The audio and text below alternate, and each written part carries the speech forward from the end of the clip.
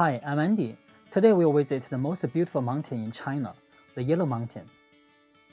In this episode, you will see a monkey watching the sea. A worshipping tradition had lasted for thousands of years. A story of how a poor monk's dream had come true. A living national treasure in the mountain and Spiderman. Ecological protection of ancient Chinese. How did Chinese people accomplish an impossible mission? TMI, too much information. Let's go. In China, we have a saying, if you come back from the Yellow Mountain, it's not necessary to see other mountains. The most beautiful scenery in the Yellow Mountain is the cloud. We call it a Sea of Cloud. This scenery is called the monkey watching the sea. Yellow Mountain is named after the Yellow Emperor, a legendary sovereign in ancient China. Over 4,000 years ago, Yellow Emperor came to this mountain by chariot and collected herbs to make pills of immortality. At last, he became an immortal and went to paradise. So local people made big chariot wheel to commemorate and worship the Yellow Emperor.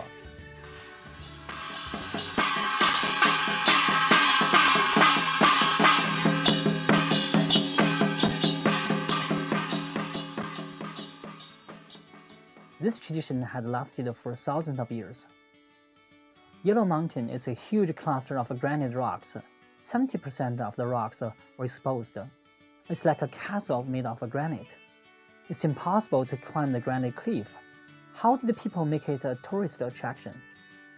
Over 400 years ago, a Buddhist monk had a dream. In his dream, the Buddha asked him to build a temple in fairyland on earth. When the monk arrived at the Yellow Mountain, he found that it was a perfect spot to build a temple. But how could the poor monk build a temple on the peak of the mountain? Where there's a will, there's a way. The monk preached in the villages and towns in the mountain area. Soon, he got 70 dedicated followers. But he still didn't have enough money. It was not until the monk met a gentleman. The gentleman was from a wealthy family.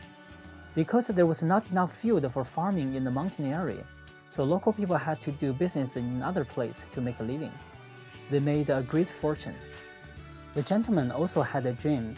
His dream was writing poems and drinking alcohol with his friends on the top of Yellow Mountain. One monk and one gentleman shared one goal. They became perfect partners. Finally, with the donation of rich merchants and intellectuals, the monk had enough money to fulfill his dream.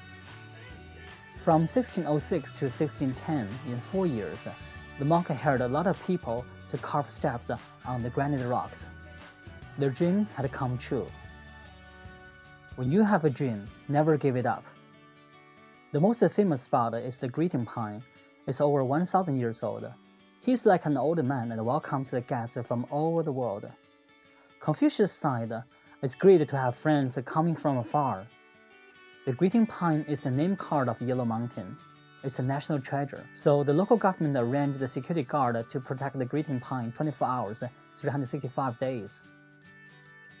Chinese people carved the characters on 300 different cliffs within 1,200 years.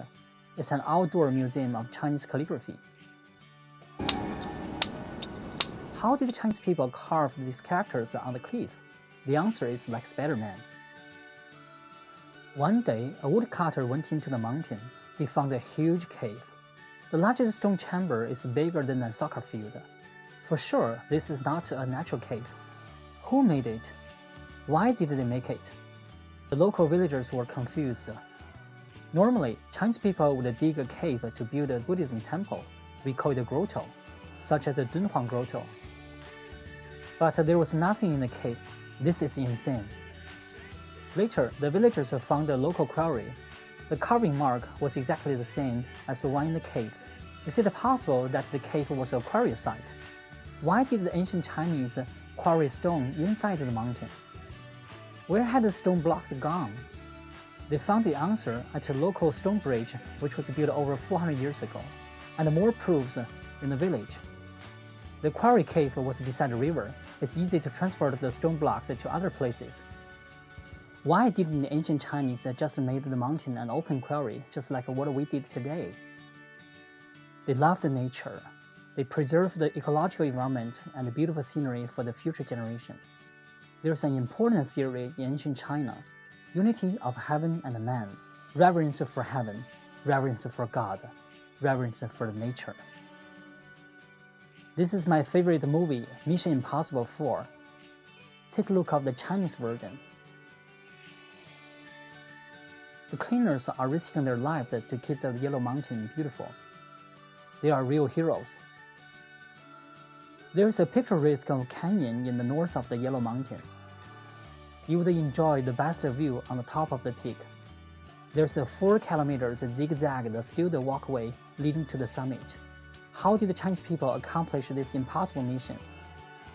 Over 2,000 years ago, our ancestors built a similar wooden plank path in the mountain cliff in Sichuan. We inherited this skill. It took years of hard work to build this cliff path. It also took 5 hours to hike to the top. In 2013, people built a cable railway. It was an international collaboration. The journey is less than 3 minutes. Which way would you choose? Hard way or easy way? Life is a journey of experience. If you'd like to know more about China, please subscribe to this channel. See you next time. Bye-bye.